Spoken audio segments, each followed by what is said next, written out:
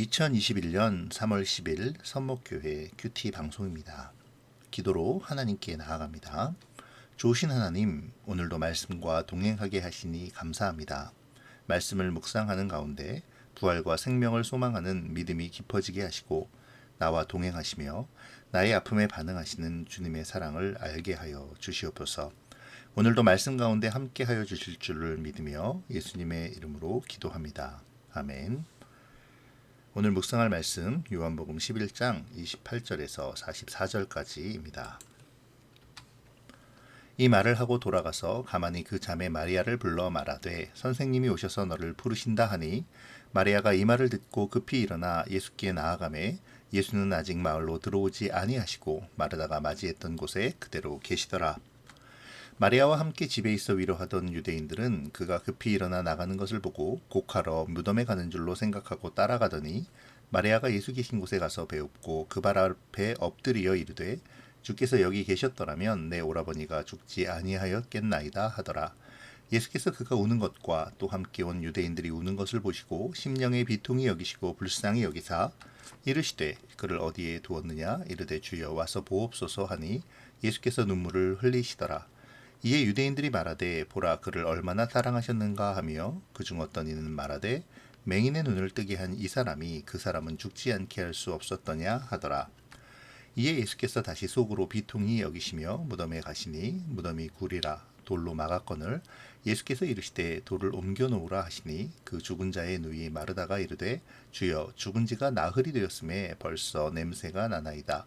예수께서 이르시되 내 말이 내가 믿으면 하나님의 영광을 보리라 하지 아니하였느냐 하시니 돌을 옮겨 놓으니 예수께서 눈을 들어 우러러보시고 이르시되 아버지여 내 말을 들으신 것을 감사하나이다. 항상 내 말을 들으시는 줄을 내가 알았나이다. 그러나 이 말씀하옵는 것은 둘러선 무리를 위함이니 곧 아버지께서 나를 보내신 것을 그들로 믿게 하려 함이니이다. 이 말씀을 하시고 큰 소리로 나사로야 나오라 부르시니 죽은 자가 수족을 배로 동인 채로 나오는데 그 얼굴은 수건에 쌓였더라. 예수께서 이르시되 풀어 놓아 다니게 하라 하시니라. 아멘. 예수님의 부활과 생명의 주님으로서의 자기 선언에 주님이 그리스도시며 세상에 오신 하나님의 아들이라는 신앙 고백을 드린 마르다는 자기 동생 마리아에게 가서 예수님이 마리아를 찾으심을 알려줍니다. 그 소리를 들은 마리아는 급히 일어나 예수님을 뵈러 나가는데요. 이때 유대인들이 마리아의 뒤를 따라 나섭니다. 그 이유는 당시의 풍습 중에 시신이 안치된 후 일주일간 여성들은 가능한 한 자주 그곳으로 가서 큰 소리로 곡을 하고 그리고 그 자리에 있는 사람들은 함께 가서 그 슬픔에 동참해야 했기 때문입니다. 아마도 그렇게 해서 슬퍼하는 사람을 홀로 두지 말라는 율법을 지킨다고 생각했을 것입니다. 그들의 울음은 아주 큰 울음이었는데요. 유대인들은 큰 소리로 울면 울수록 고인에 대한 경의를 그만큼 많이 표현한다고 생각했기 때문이죠. 여기서 요한은 의도적으로 마리아와 군중을 대비시키고 있는데요. 유대인들의 자신들의 전통과 풍습을 따라 아무런 애도의 마음도 없이 그저 자신들의 의를 위해 행하는 모습과 예수님을 향한 믿음으로 자신의 절박함과 슬픔을 위로받기 원하는 마리아와의 대비를 통해 요한복음을 읽고 있는 후대의 사람들에게 예수님 앞으로 나아간다는 것에 대한 자세와 마음가짐이 어떠해야 하는지를 알려주고자 하는 것이죠. 예수님을 만난 마리아는 예수님 발 앞에 엎드려 울며 마르다가 예수님 앞에 나와 했던 말과 똑같은 말을 하는데요. 이것은 마리아의 신앙이 마르다의 신앙과 다르지 않음을 보여주는 것입니다. 마리아 역시 예수님의 메시아 되심을 믿었죠. 그래서 예수님이 오셨으면 나사로가 죽지 아니하였을 것임을 고백하는 것입니다. 그러나 앞서 마르다와 마찬가지로 부활과 생명의 주님으로서 부활의 능력을 바로 베푸실 것까지는 알지 못했던 것 같습니다. 예수님의 발 앞에 엎드려 나사로에 대한 이야기를 하며 우는 마리아와 또 같이 우는 유대인들을 보신 예수님께서는 마음의 비통이 여기심을 느끼시고 불쌍히 여기셨습니다. 그런데 여기서 비통이 여기다는 말이 좀 독특한데요. 요한은 여기서 비통이 여기다라는 말을 엠브리마스타이라는 동사에서 파생시켜 사용했어요. 이 용어는 신약 성경에서 이곳을 제외하고 단 3번 등장하는데요. 마태복음 9장 30절과 마가복음 1장 43절에서 각기 소경과 문둥병자를 고쳐주시고 아무에게도 알리지 말라며 엄히 경계하실 때와 마가복음 14장 5절에 여인이 값비싼 향유를 예수님의 머리에 부었을 때 사람들이 그녀를 비난하며 투덜거릴 그 상황을 그 상황에 사용한 것이죠. 그렇게 보면 오늘 본문에서의 예수님의 비통이 여기심은 어떻게 해석되어야 할까요? 엄히 경계하며 꾸짖는 차원이었을까요? 그렇다면 무엇을 경계하며 꾸짖고 계시는 걸까요? 어떤 사람은 유대인들의 큰 소리로 오는 위선적인 태도를 보고 분노하시고 비통히 여기셨다고 말합니다. 또 어떤 사람은 사망의 권세에 대한 분노와 비통함이라고도 말하죠. 그러나 칼빈은 그 우는 자들, 곧 오라비를 잃고 슬퍼하는 마리아와 마르다에 대한 체휼의 슬퍼하심이라고 말합니다.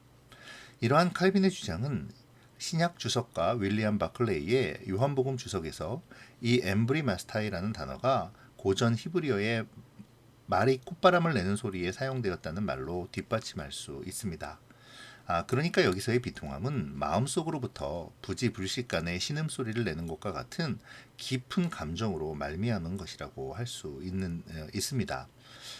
예수님은 마리아와 마르다의 상처 입은 마음과 그 슬픔에 너무나도 깊이 접하셨기 때문에 그 마음이 비통에 잠겨 불쌍히 여기실 수밖에 없으셨던 것이죠.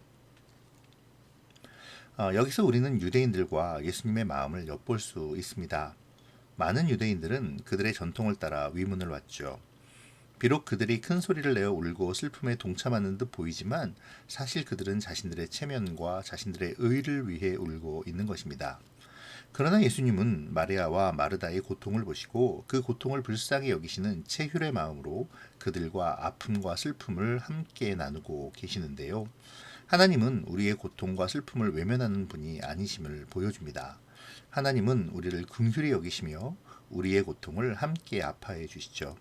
이러한 점은 35절에서 예수님이 눈물을 흘리시더라 라는 표현으로 우리가 더 정확히 알 수 있게 됩니다. 요한은 요한복음이 기록될 당시에 요한복음을 읽어야 하는 헬라 문화에 젖은 사람들에게 새로운 하나님의 모습을 소개하고 있습니다. 요한복음이 기록될 당시의 헬라인들은 하나님의 주요한 속성을 아파데이아, 곧 감정과 감각이 없으신 지극히 기계적이신 하나님으로 알고 있었습니다. 감정도 동정도 없는 하나님이셔야 이 세상을 공정하게 다스릴 수 있다고 생각했기 때문인데요. 그러나 요한은 당시의 사람들에게 우리 하나님은 그러한 분이 아니시라고 항변하고 있습니다. 우리 하나님은 자기 백성의 슬픔을 앞에 두고 마음이 찢어지는 것처럼 슬퍼하시는 하나님이시라고, 그 하나님이 지금 너희와 함께 하시며 너희를 배려해 주고 계신다고. 그러니 지금의 박해나 고난 또는 세상 풍조에 흔들리지 말고 주님 안에 뿌리 내려서 믿음을 지켜나가라고 강조하며 말하고 있는 것이죠. 나사로의 죽음 앞에서 눈물을 흘리시는 예수님의 모습 앞에서 유대인들은 두 가지의 반응을 보이는데요. 그를 얼마나 사랑하면 눈물을 흘리겠는가라는 우호적인 반응과 그러면 왜 그 사람을 죽게 내버려 두었는가라는 비아냥거리는 반응이 그것입니다. 그러나 엄격하게 본다면 그 두 가지 모두 예수님의 메시아 되심을 인정하고 있지 않는 것이라고 할 수 있습니다. 예수님은 그러한 반응을 들으시며 속으로 비통히 여기시며 무덤으로 행하십니다. 요한은 여기서도 엠브리마스타이라는 용어를 사용하는데요. 여기서의 예수님의 마음은 조금 전 마리아와 마르다를 향한 마음과는 다른 듯 보입니다. 요한은 모호한 의미의 이 단어를 사용하므로 예수님의 복잡한 심정을 표현하고 있는데요. 마리아와 마르다를 향해서는 마음이 찢어지는 깊은 절망과 슬픔 속에 있는 자기 백성을 향한 긍휼하심과 안타까움이 있으셨던 반면에 지금 예수님을 메시아로 인정하지 않고 구경꾼처럼 쑥덕거리는 유대인들을 향해서는 엄히 경계하시며 꾸짖으시는 그러한 마음과 동시에 또 그들을 향한 연민의 마음을 가지시는 그러한 복잡한 마음을 표현하고 있습니다. 무덤에 도착하신 예수님은 무덤의 돌을 옮겨 놓으라고 하십니다. 이 말을 들은 마르다는 무덤을 열고자 하시는 주님의 요구가 죽은 친구의 얼굴을 마지막으로 보고 싶었기 때문이라고 생각했던 것 같습니다.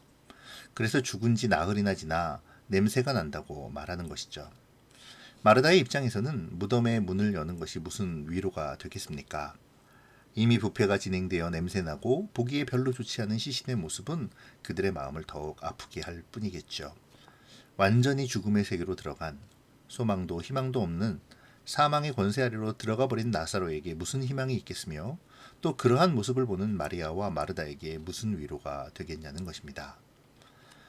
실제로 유대인들의 사상 속에는 고인의 영혼은 죽은 자의 몸에 다시 들어갈 길을 따라 무덤 주위를 나흘 동안 떠돌아다니다가 나흘이 지나면 이미 시신이 부패하여 자기 몸을 분간할 수 없게 되어서 그 영혼이 결국 영원히 떠나게 된다라는 설이 있습니다. 어쩌면 마르다는 이 사상을 이야기하고 있는지도 모르겠습니다. 어쨌든 나사로는 죽었고 죽은 지 나흘이나 지났습니다. 그와 그의 누이들에게는 소망이 없었습니다. 그 말을 들으신 예수님께서 마르다를 향해 말씀하십니다. 내 말이 내가 믿으면 하나님의 영광을 보리라 하지 않았느냐. 이 말씀은 앞선 25절과 26절의 말씀을 다시 언급하시는 것이죠. 믿음을 가진 자는 하나님의 하시는 일을 봅니다. 선하신 계획으로 인도하시는 주님의 은혜를 발견하게 되죠. 특별히 사망 권세로부터 생명으로 옮기시는 부활과 생명의 은혜 안에 들어가게 됩니다. 그 영광스러운 하나님의 능력을 보게 되고 경험하게 되는 것이죠.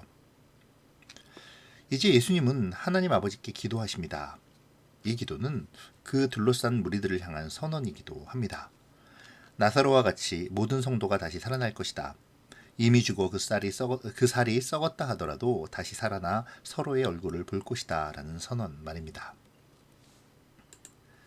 마르다와 마리아에게 말씀하신 그 부활이요 생명이라는 믿음으로 하나님과 영원히 함께한다는 그 말씀이 참이라는 사실에 대한 선언인 것이기도 하죠. 그것은 하나님의 뜻이고 그 뜻을 위해 하나님께서 예수님을 이 땅에 보내셨습니다. 그리고 예수님은 그 일을 반드시 완성하실 것입니다. 이미 하나님은 예수님의 기도를 들으셨습니다. 그리고 이것은 성도의 부활이 이미 확실하게 결정된 사실임을 의미하는 것이죠. 그래서 예수님은 감사의 기도를 드리고 있는 것입니다. 기도를 마치고 난 후 예수님은 나사로야 나오라 라고 명령하십니다. 그 명령은 죽음마저도 저항할 수 없는 거룩한 명령인 동시에 사망과 죽음의 흑암 속에 있던 나사로와 거기에 모인 모든 사람들에게는 소망과 기쁨을 주는 생명의 명령이었습니다. 그리고 그 명령을 들은 나사로는 바로 즉시 죽음에서 벗어나 생명으로 나오게 되었습니다. 자, 오늘 말씀을 생각해 봅시다. 예수님 앞으로 나아가는 마리아와 전통과 습관을 따라 마리아를 따라 나서는 유대인들의 모습을 한번 생각해 보죠. 요한복음이 기록한 당시의 기록은 의도적이든 아니든 간에 예수님 앞으로 향하는 마리아와 유대인들을 비교합니다. 전통과 습관을 따라 의무적으로 혹은 자기의 의를 가지고 자기의 신앙이 아닌 다른 사람의 뒤를 쫓아 주님 앞으로 나가는 사람들과 주님의 소식을 듣고 반가움과 간절함 그리고 자신의 모든 아픔을 가지고 주님 앞으로 달려나가 그 아픔마저도 주님 앞에 내어놓는 사람. 우리는 어떤 사람입니까? 어떤 사람이어야 할까요? 우리의 주님 앞으로 가는 그 모습을 생각해 봅시다. 오늘 예수님께서는 우는 마리아와 유대인들을 보고 비통해 하셨죠. 그리고 비아냥거리는 유대인들을 바라보면서도 비통해 하셨습니다. 예수님의 이 비통해 하심을 한번 생각해 보죠. 아까도 언급했지만 요한은 예수님의 이 비통함을 모호한 단어를 사용하여 설명합니다. 그러나 분명한 것은 예수님은 우리의 아픔을 이해하시고 우리와 함께 아파하시고 우리를 향한 긍휼하심과 연민을 갖고 계시다는 사실이죠. 우리 주님은 우리를 향하여 아무런 감정도 갖지 않으시는 차갑고 무서운 분이 아니라는 것입니다. 우리가 힘들고 어려울 때 찾아와 우리를 위로하시는 주님을 경험한 적이 있습니까? 그 주님을 느끼고 있나요?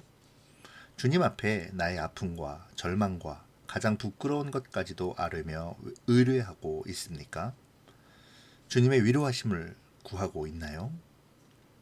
오늘도 우리와 함께 하시며 우리의 눈물을 닦아주시는 주님을 바라보기를 원합니다. 한 가지 더 생각해 볼 것이 있는데요. 우리는 어려움 당한 우리의 이웃의 아픔을 공감하고 있는지요? 나의 일이 아니라고 공감하지도 않으며 그저 체면과 자기 의로 위로하는 척하고 있는 것은 아닌지 모르겠습니다. 즐거워하는 자들과 함께 즐거워하고 우는 자들과 함께 울라는 로마서 12장 15절의 말씀이 나에게 어떻게 적용되고 있는지 생각해 보면 좋겠습니다. 마지막으로 예수님께서 말씀하신 믿으면 하나님의 영광을 보리라 라는 말씀을 묵상해 보죠. 예수님께서는 믿으면 하나님의 영광을 보리라고 말씀하십니다. 이 말은 25절과 26절을 다시 말씀하시는 것인데요. 주님께서 부활이며 생명이신 것이 나사로의 부활을 통해 증명되는 것입니다. 그러나 함께 그 표적을 본 사람들이 다 주님의 그 뜻을 알고 받아들인 것은 아니죠. 믿은 사람도 있었던 반면에 믿지 못하고 오히려 예수님을 핍박하고 죽이려는 모의를 한 사람도 있었습니다. 믿는다는 것은 하나님과 그의 능력을 인정하는 것이죠. 그 인정이 나로 하나님을 의지하게 하고 하나님 안에 거하게 하며 하나님의 영원한 언약 안에서 하나님과 영원히 살게 합니다. 나에게 믿는다는 것이 무엇인지 생각해 봅시다. 주님께서 행하시는 모든 표적은 하나님께서 하시는 일을 드러내기 위함이었습니다. 그 일의 핵심이 바로 구원이고요. 하나님께서 하시는 일을 드러내는 것이 영광이죠. 우리들이 하고자 하는 일을 생각해 봅시다. 자기 자신은 내 자신과 힘에 의해 시도되고 나의 명성을 위해 계획되고 있지는 않습니까?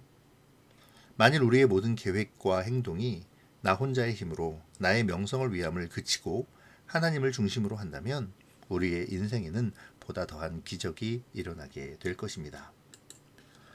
오늘 본문은 죽음이 인간에게 주어진 가장 비참한 현실임에도 불구하고 우리 주 예수 그리스도의 은혜로 말미암아 가장 큰 비참이 가장 큰 영광으로 변화되는 역사가 일어남을 보여줍니다. 그 영광은 하나님의 능력이며 우리로 하나님과 함께 영원한 생명에 이르게 하는 것이죠. 이에 대한 믿음을 가질 때 우리는 이 세상에서 그 어떠한 것도 두려워하지 않고 살아갈 수 있습니다. 하나님이 함께 하시는 두려움 없는 삶을 누리는 오늘이 되기를 바랍니다. 기도하겠습니다. 고마우신 하나님 감사합니다. 먼 곳에 계시며 아무런 감정도 없이 그저 순종만을 요구하시지 않으시고 우리와 함께 하시며 우리의 아픔과 슬픔을 공유하시고 우리를 깊은 절망으로부터 건져주시고 위로하시니 감사를 드립니다. 은혜의 주님, 주님 앞으로 달려가는 마리아의 모습이 나의 주님께로 나가는 모습이 되게 하시되 주님이 주시는 부활과 생명을 믿고 담대하게 주님과 동행하기를 소망하는 믿음이 더해지게 하여 주시옵소서. 하나님 안에 부활과 생명의 소망이 이미 나에게 주어졌음을 알게 하시고 주님을 의지하며 주님의 영광을 위한 삶을 결단하고 살아가므로 내 인생이 주님과 함께하는 놀라운 기적의 삶이 되게 도와주시옵소서. 오늘도 우리의 삶이 주님이 원하시는 기적 가운데로 이끄시는 그러한 주님을 신뢰하며 예수님의 이름으로 기도합니다. 아멘.